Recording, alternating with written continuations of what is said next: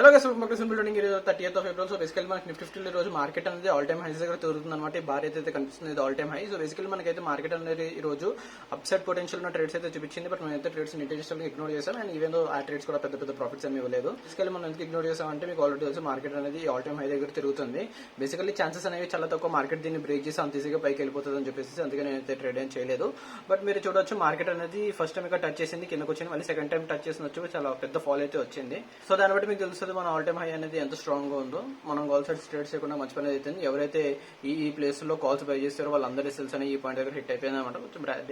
So basically ఇది Nifty 50లో situation. అదే ఒకవేళ మీరు బ్యాంక్ నిఫ్టీలో చూసారంటే బ్యాంక్ నిఫ్టీలో అయితే మార్కెట్ అనేది ఏ సెటప్ ఫామ్ చేయకుండా ఫస్ట్ ఆఫ్ అంతా అలా సైడ్ వేస్ తిరుగుతూ ఉండిపోయింది. ఎందుకంటే ఎక్స్పైరీ కాదు. సో సైడ్ వేస్ తిరుగుతూ ఉండి దాని తర్వాత ఒక పెద్ద పైకి వెళ్ళి తర్వాత కిందకు వచ్చింది అనమాట, జస్ట్ లైక్ నిఫ్టీ 50. సో ఇది నా ట్రేడింగ్ డే. నెక్స్ట్ రేపు హాలిడే, ఎల్లుండి కలుగుతాం. ట్రేడింగ్ డే నాకు మెసేజ్ చేయండి. మీ ఛానల్ సబ్స్క్రైబ్ చేయండి. షేర్ చేయండి. నెక్స్ట్ కలుద్దాం.